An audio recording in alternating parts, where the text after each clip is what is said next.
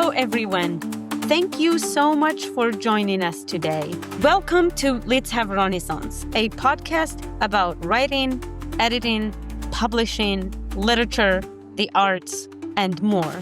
I am Itto Outini. And I'm Mekiya Outini, and today we're going to be reading and discussing one of our short stories. This one is speculative fiction and examines the toll that societal pressures and generational trauma take on the body and mind, as well as what happens when your own country leaves you behind. Every story is inspired by something. This one is no exception. Stay tuned until the end, and we will tell you a story about the story, how this story came to be.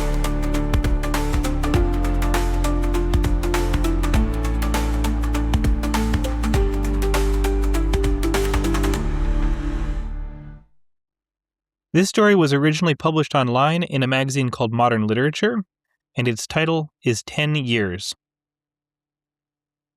The letter from France, informing Halima that she'd been awarded a scholarship to study material sciences at one of the country's most prestigious institutions, set off joyous celebrations, but at no small cost. She hadn't slept in years. Even before starting school, Halima had never been much of a sleeper.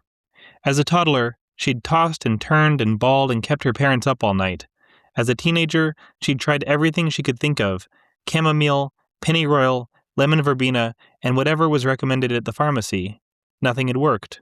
At the university, she'd decided to lean into her insomnia, poring over textbooks all night while her dormmates snored. She'd grown accustomed to having a mind full of fog, and she'd trained herself to switch on a powerful beam and cut swaths through that fog when she had to. She wasn't the first in the family to receive an education, but she was the first and only one among her siblings. Her parents had invested everything in her. Halima's counterpart among her father's siblings was her uncle Belhaj. Belhaj and her father had spent their early years in a one-room mud hut in rural Kabylia, along with their 3 younger brothers and 2 older sisters, before moving to the outskirts of Algiers, where Halima's grandfather, an eagle-eyed construction worker, had seen more opportunities. He'd determined that one of his children should go to school, thereby paving the way out of poverty. It should have been Halima's father, for he was the eldest, but Belhaj had exhibited a greater aptitude. He now worked in finance and had 3 large houses in 3 different countries. Every month, he sent money, but Halima's father refused to dip into it except in emergencies and sometimes on special occasions. He called it the charity fund.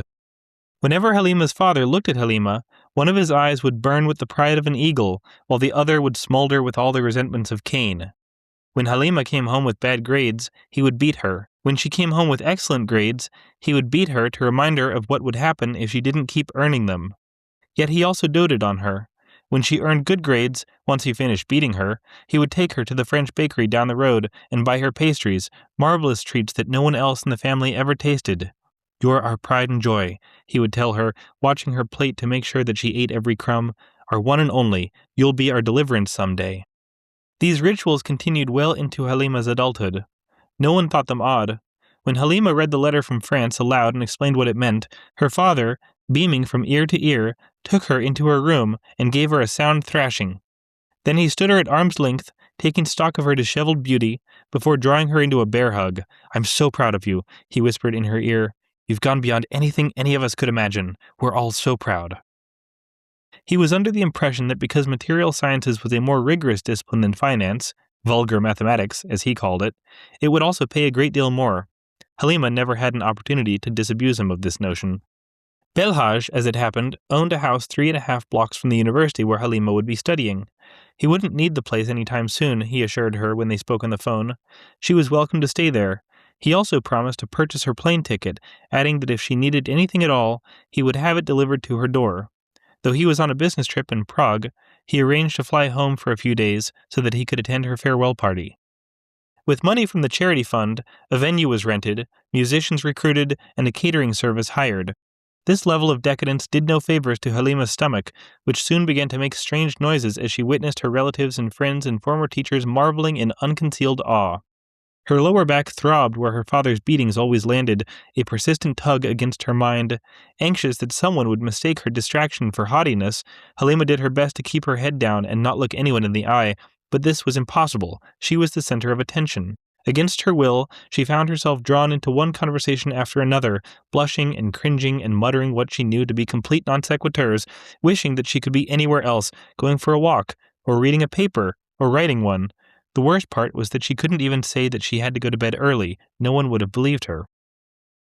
The following morning, more exhausted than ever, Halima kissed her parents and siblings goodbye and dragged herself and her suitcase through the airport and onto the plane. She was so threadbare that the novelty of leaving the earth behind barely registered except in her stomach, which briefly forgot which way was up. With a pounding head and aching eyes, she leaned back in her seat and wallowed in a shallow doze, through which she could still hear the roar of the engines and every word spoken by the flight crew. The airport into which the plane disgorged her and her fellow travelers some hours later reminded her less of the terminal she'd passed through that morning, more of the venue where her farewell party had been held. While bodies bustled to and fro, all purses and elbows, Halima stood like a stone in a patch of white river, gazing around at the glittering terminal, stunned that anyone could rush about in a place like this, with their heads down, staring only at their phones. Eventually, she collected herself enough to call a bolt. Uncle Belhaj had taught her how to do this. He'd also subscribed her to a travel plan so that she could keep using her phone until she got a new SIM card. She spent the bolt ride gazing out the window, wide-eyed, watching France go by.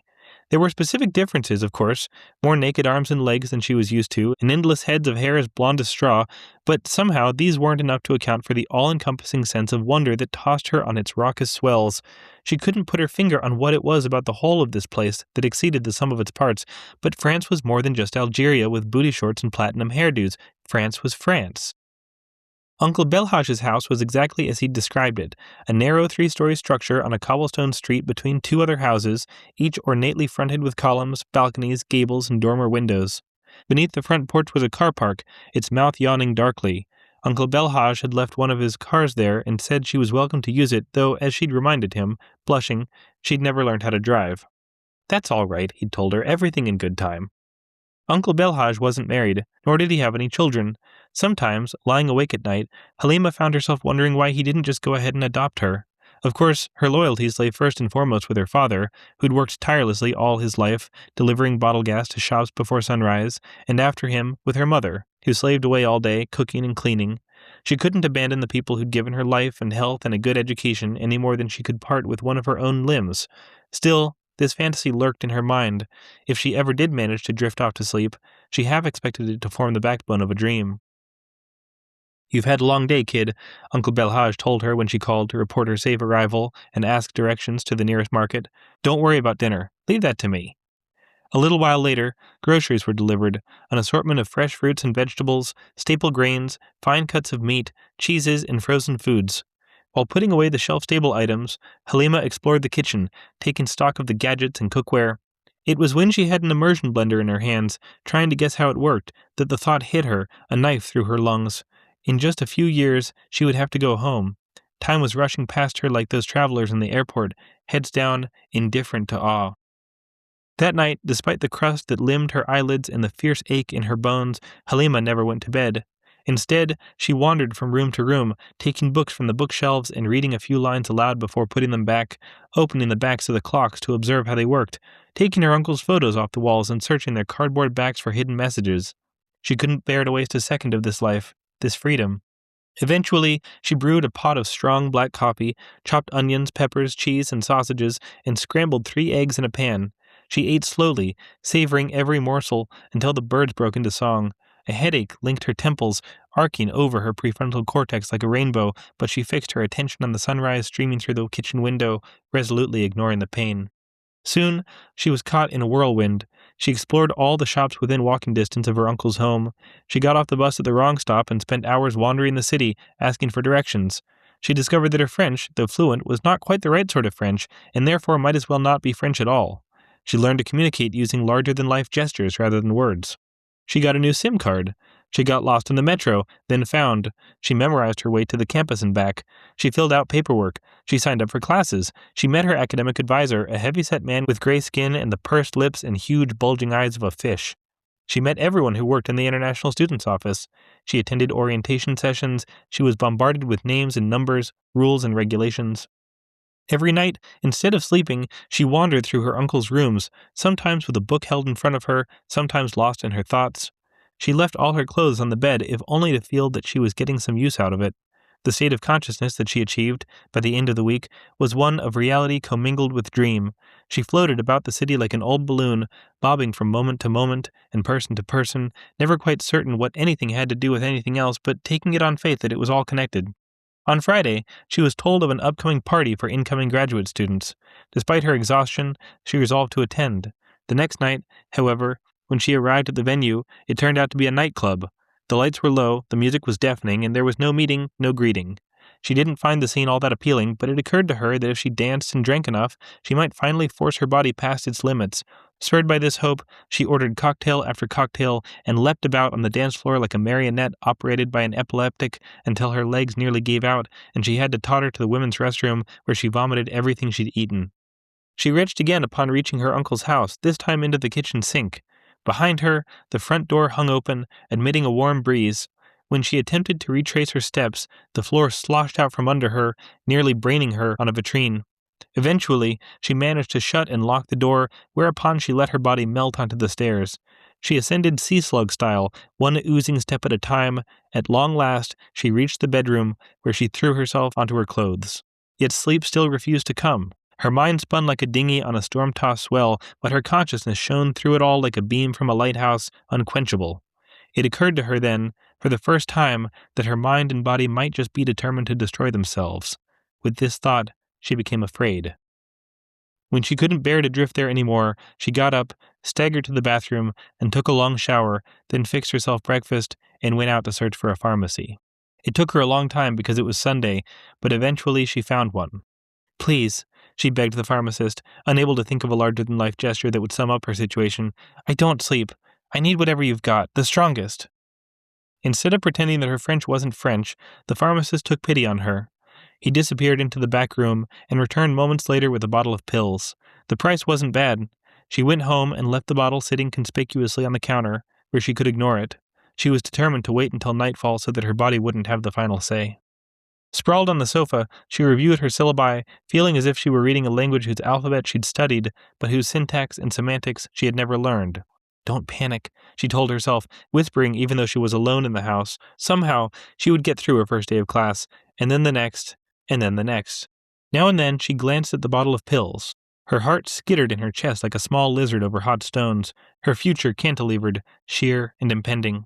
At last, taking her cue from the setting sun, she unscrewed the bottle and shook 2 pills into her hand. "This is going to work," she told herself, even though nothing had ever worked before. She washed them down with a glass of water, brushed her teeth, and changed into a nightgown, then cleared a space among her clothes, many of which now smelled of sweat and bile, and got into bed. She lay on her back with her eyes closed, her fingers steepled. Before long, she felt the heaviness and numbness spreading. Hoping against hope that this sensation wouldn't desert her, she turned over onto her side. The last thing she remembered seeing were the green numbers on the alarm clock beside her uncle's bed. 0, 0, 0, 0. The first thing she saw in the morning were the green numbers on the alarm clock beside her uncle's bed. 10, 0, 0. The significance of these 4 digits took its time sinking in. First came the revelation that she'd slept for 10 hours. Something had worked. The pills had done their job. Then she remembered her 8 o'clock class. In a panic, she leapt up, snatched her toothbrush from the bathroom, and began to rush about the room, frothy-mouthed, pawing through her clothes in search of something elegant and clean enough to wear. Then she began to sneeze. Her sneezes always came in odd-numbered clusters. She'd been known to unleash as many as 7 consecutive sneezes in one bout, but never 6 or 8. This time, she broke all records. 15 sneezes racked her body, each one sending mists of toothpaste foam across the mattress, the curtains, the bedside table, and the dresser drawers. On its way out of her nose, the 15th sneeze took the last of her strength with it. Weak-kneed, she sank onto the bed and sat staring at the alarm clock in dull and helpless horror. It was covered in dust. She'd spent a week in her uncle's house without once noticing that he'd forgotten to have it cleaned. Fighting off another bout of sternutation, Halima pulled a dress over her head, seized her backpack and purse, and hurried down the stairs.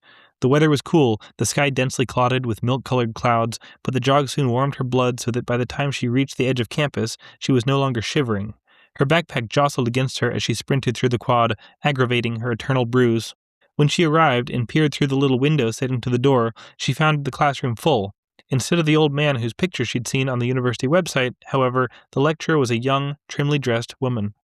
Halima dug in her purse, expecting an email announcing a last-minute change of location, but when she found her phone, its screen was dark and unresponsive. It had died. She was still attempting to rearrange the fragments of her shattered day into a sensible backup plan when the students began filtering out of the classroom. Slipping inside, she addressed the young woman. "Excuse me, I'm sorry to bother, but I thought my 8 o'clock was here. Only you're not my professor." "Organic chemistry?" said the woman, arching a stenciled brow. "Nanolithography." "You've got the wrong room, then." The woman gathered up her things and, without sparing so much as a glance at Halima, went clopping off down the hall.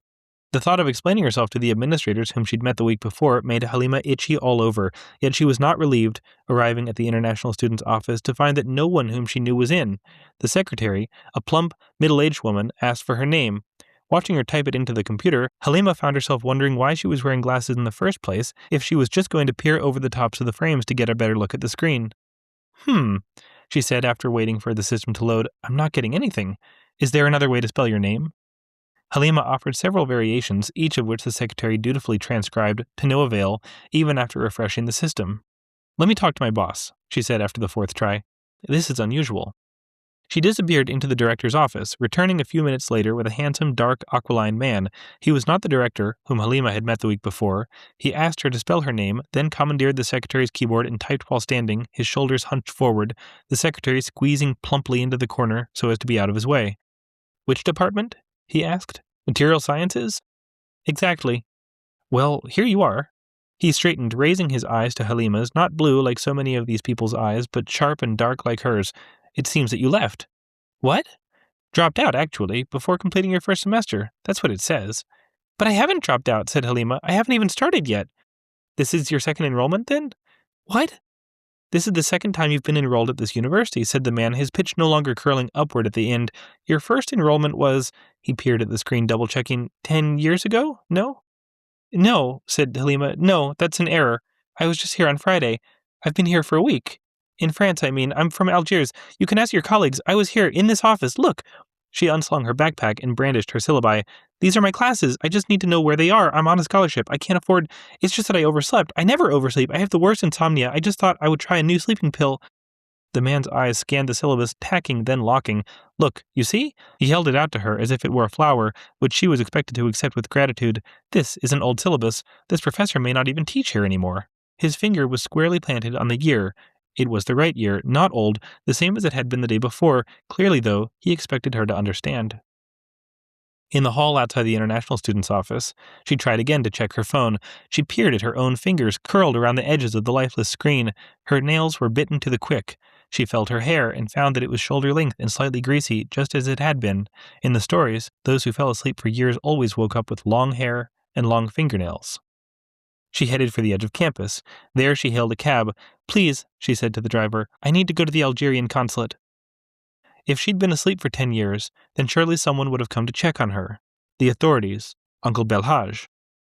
When she asked the driver what day it was, he pretended that he hadn't heard, but she kept asking, repeating herself, raising her voice each time until finally he snapped, "Monday, of course." "And the year?" He said the year. Everybody on duty at the Algerian consulate that morning understood without being told that the young woman who stumbled through the metal detectors on the unsteady legs of a foal, handed over a passport and visa long since expired, and claimed to have slept for 10 years was speaking metaphorically. By fell asleep, she meant that she'd forgotten who she was and where she came from, slipping into her life in France as if into a dream. By woken up, she meant that memories of family and home had recently begun to stir.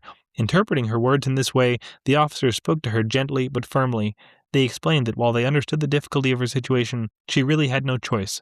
Her place was there, not here. "It's impossible," she murmured, her nails between her teeth, her eyes a shimmer. "My father, how can I explain?" The officer assigned to her case, taking pity on her, agreed to contact her uncle instead of her father, but when he called the number she provided, it was disconnected. Halima waited, slumped and hiccuping disconsolately in a metal chair, while the officer booked a flight and printed documents and boarding passes. Soon everything was arranged. She was put into a car with 2 other officers, who were given her uncle's address and told to take her there to collect her things before going to the airport, where it was their job to make sure that she got on the right plane. This time she saw what she hadn't that morning, distracted by haste. The whole house was covered in dust. She noticed the tracks in the dust that she'd made in the morning, down the stairs and through the parlor. Double helix dust motes danced and wafted in the air. Fine fuzz limned the inverse U-bend of the kitchen faucet and the tarnished handles of the drawers and the lid of the pill bottle, which still sat innocently on the kitchen counter. Staring fixedly at the bottle, Halima began to sneeze. By the time she took her seat on the departing flight that evening, a great emptiness had opened within her. Her mind echoed like a vast and vacant coliseum, through which a few thoughts raced in aimless circles. Once every few minutes, all these thoughts would hit the floor in perfect unison, where they would lie prone for a while, playing dead, only to leap up once more and continue on their frenzied marathon. She'd slept so little in her life, and operated with such a rudimentary understanding of what it meant to dream, that she found herself wondering whether she might not have entered a nightmare, one from which she couldn't wake. At customs, she aroused neither suspicion nor fanfare. One minute she was presenting her papers, wincing in anticipation of the bureaucratic gnashing she felt certain she would set in motion. The next, she was standing alone in the terminal, surrounded by her 4 bulky suitcases. There was, of course, no one to greet her. What 10 years meant didn't really hit Halima until she found herself standing on her doorstep, face to face with 2 grizzled specters, their leathery flesh full of creases into which the sediments of ages had settled. Their eyes guttered like candle flames deep in their wax pools. Their backs were bent like gnarled limbs. Her father's hair was in retreat, her mother's thinning, streaked with gray. "It's me," was all Halima could think to say. They stood like that for a while, one outside, 2 within, a threshold between them. Then Halima's father made a noise deep in his throat, a sort of humph. He turned, hobbled back across the sitting room, and sank into his chair. Halima's mother stood aside to let her in, but made no move to help her as she wrestled her suitcase over the threshold. Halima's reappearance, as it happened, coincided with the 10-year anniversary of her uncle's death. Word of the car crash had reached her parents in Algiers the same day that Halima was supposed to start classes. Naturally, this had made the radio silence from her all the more disturbing. At first, they had feared that something awful had befallen her as well, but as time had gone on, with no further word from either the French or Algerian governments, Halima's father had begun to suspect that rather than perishing, his daughter had chosen to disappear.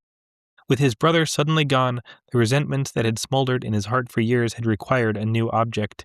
In Halima, they had found one. 1 year after his eldest daughter's disappearance, he'd suffered a stroke. The doctors had warned that worse was on the way unless he was able to lower his blood pressure somehow. Obligingly, he'd slowed down in the only way he'd known, by collapsing into depression. With that, all the light had gone out of their lives. It seemed to Halima, perched on the divan across from her mother and father, that time had flattened and grayed the 2 of them into a single concrete slab, a wall on which a bored and careless mason had scratched an inchoate impression of human faces. "Please," she whispered, cotton-mouthed, imploring, "please, you have to understand, I wouldn't do this. You know me. Please." These words clattered off their countenances, small and useless stones. Whether she would have done such a thing or not made no difference. She had done such a thing. By the time the clock struck midnight, Halima wanted nothing more than for her father to leap up from his chair and beat her as he'd always done. Instead, he cleared his throat as if about to speak, then sighed, rose with great difficulty, and made his way out of the sitting room without another word. Her mother followed. Halima was alone. Nothing would be salvaged, she soon came to understand.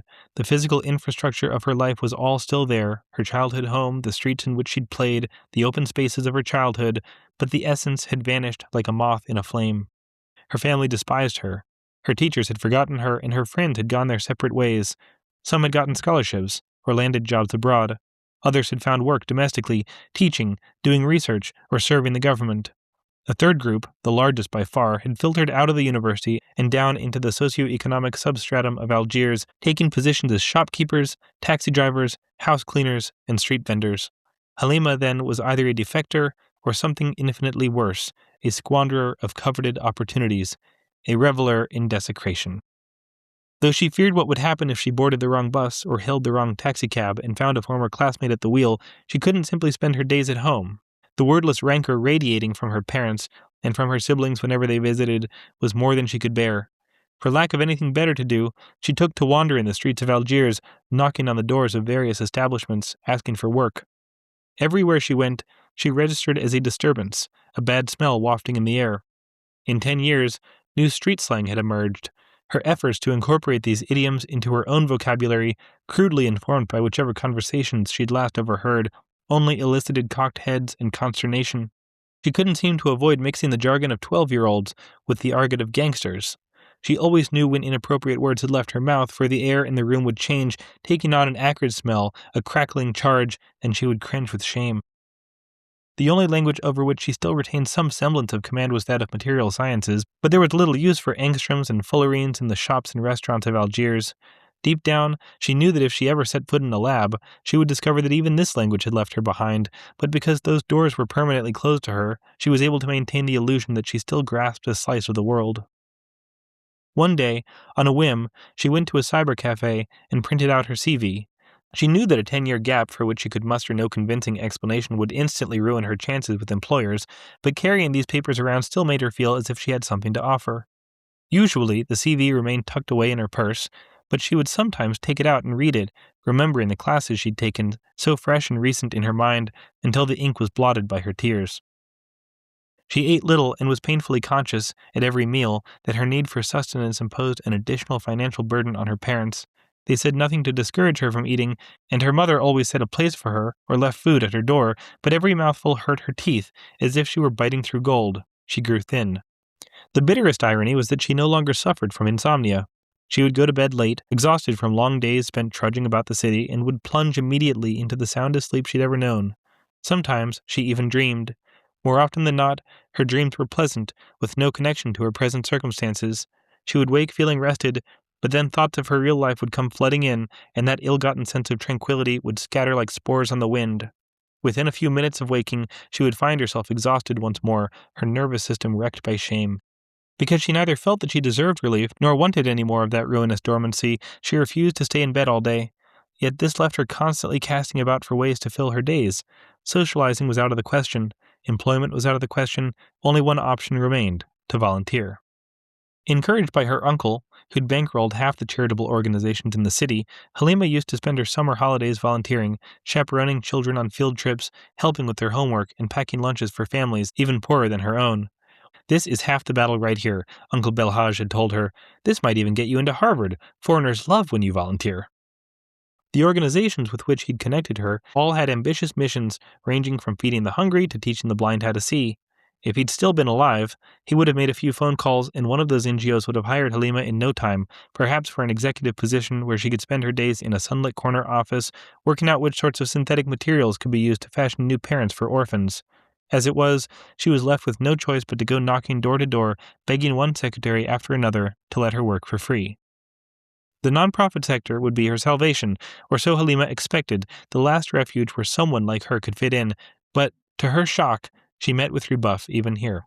"Maybe I'm not making myself clear," she said to the fifth secretary in a row, who shook her head ruefully and tried to send her on her way. "I want to spend time with the children, to entertain them. I'm not asking for compensation. Look," gesturing emphatically as she'd learned to do in France, she shook her CV in the woman's face. "I did it before, right here, with you guys." But the secretary just went on shaking her head. "We don't need volunteers." "What do you need then?" "Cash donations," said the secretary. "Can you make a cash donation today?" No. "That's the way to make the world a better place, you know," said the secretary. "If you really want to help the children, you'll make a cash donation." "Is it because of the gap on my CV?" Halima demanded. "Is that the reason? I promise I won't show my CV to the children. I'll encourage them to work hard and study hard and never give up. I'll set a good example. I won't share anything about my life. I won't tell them anything. I won't corrupt them." "Please," said the secretary, "I've already asked you to leave. Do come back when you're ready to make a donation. Or you can do it through our website." "This isn't right," said Halima. "I just want to help." "I don't really want to call the police," said the secretary, "but if you don't leave, I'll have no choice." Halima left the lobby and stood on the curb in a daze, trying to get her bearings. She must have walked this neighborhood 1,000 times, but now she couldn't remember what this street was called, which other streets it opened onto, or even which part of Algiers she was in. She felt more disoriented than she had on her first day in France, even. 3 young men pushed past her, laughing at something that one had just said. Behind them came a married couple, the husband unshaven, the wife in a tightly bound headscarf, trailed by a pouting little stick of a child. Car horns sounded. Traffic clattered on the avenue. These were the sounds of Halima's Algiers. The smells were familiar, the same ones she'd grown up smelling, but this was not the place where she'd been born and raised, and studied hard, and fought to make a future for herself. This was the future, as heavy as cast iron, shaped not by her will, or her mind, or her hands, but by a foreign mold. This was not Halima's country. Halima didn't have a country anymore. So, do you remember how this story came to be, how we ended up writing it? Of course I do. So our friend who is from Morocco, of course, the character is from Algeria, but our friend from Morocco who lives in Europe one day reached out and she was really disappointed. She loves children. She doesn't have her own, but she wants to go to an NGO and just spend her time volunteering, playing with children. That didn't work because the secretaries and everyone that she met there told her they don't really need her time or her skills or anything. If she wants to help them, she has to donate. And that's all they were asking for. They don't need anything else. So she ended up going to other NGOs like disability related organizations and all of those organizations that, quote unquote, help the disadvantaged and the marginalized. After giving up on that, she went asking if she could teach English because, of course, English is a lingua franca. A lot of people want to learn English. And that was also in vain. So she asked me, she reached out and said, can you guys write a story where you explore this? And do you remember the day when we got a WhatsApp voice message when she said she read it at a coffee shop and when it got published and she was crying because it hit hard? So, yeah, but there's more to it. Right around the time we were starting to put it together, so I've always had insomnia. Neither one of us sleeps very well. We both sleep a couple of hours a night when we're lucky, but I just stopped sleeping, completely stopped sleeping. I think I went about 2 weeks, maybe 3 weeks without sleeping once, even for 10 minutes. And I wasn't functioning very well. And that was alarming for both of us because we didn't have the luxury of one of us not being able to function. And we couldn't really do a whole lot, but we could write about insomnia. So that became a central component of this story too. The name Halima in Arabic means the dreamer. Dreaming doesn't mean that... It doesn't mean that she sleeps. Yeah, like you can dream to be or do something, or you can have dreams at night. And in her case, it's one or the other, right? She's forced into this position where she has to trade in the opportunity to dream at night and to sleep and rest in order to live out this dream, which isn't really even hers. It's her father's dream. It's her grandfather's dream, and she's inherited it. We wanted to explore this comforting reality that nothing is free. In this case, she pays with her future. She borrows from the present. She borrows time, and she thinks that she's gaining time. And of course, her father is putting immense pressure on her, so she feels that she needs to do this. But she, in fact, is borrowing time from the future, time that she'll never get back. And that was on my mind because the first couple of days I wasn't sleeping. I was like, okay, this is not fun, but actually this is great because I can use this time to get more work done. And then I just sort of started shutting down. It didn't matter what I was doing. I was trying to push and my brain wasn't working. So on my mind was this fact that, yeah, we can try to take advantage of the opportunity afforded to us, but there still is a cost. She no longer fits in her former Algerian culture. There's that, we call that, your own cultural shock. Like your own culture shocks you because cultures and languages evolve. And by the time she went back, everything changed. Got us thinking about how certain organizations will take advantage of the ways that cultures change and people still have certain expectations that communal bonds are strong, that there are opportunities to support people individually, to relate to people on a personal level. That impulse is still there, but it's just not supported by the culture, by the social framework anymore.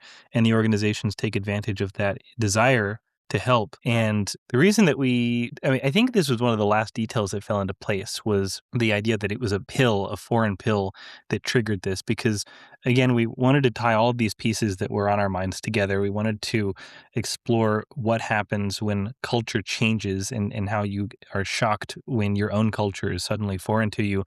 And the West industrialized first. The West became socially, culturally atomized earlier. Now it's happening all over the world, but initially it was kind of just a Western thing, this idea that family bonds are weakening, people are becoming more isolated from one another. There's the Bowling Alone book. There's now this like 30, 40-year-old tradition of, actually maybe it's older than that, but of public intellectuals in the West lamenting the fragmentation of society that happens as people get wealthier, but also more stressed, and they don't have the time to engage in just the human activities that we use to shape our lives.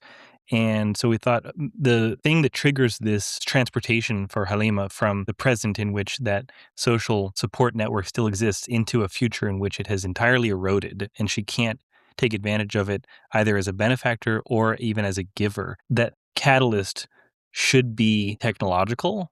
As medicine is technologically, it's produced in a lab, and it should come from the West. So she finds it in a French pharmacy. I love philosophy, and I like when stories make people think. So we hope that this story made you think. We have a lot of stories we'll be posting here on the podcast. Thank you so much for joining us. We really enjoy producing this podcast, even though it takes a lot of time and energy, but we are happy that you guys are enjoying it. That makes it worthwhile.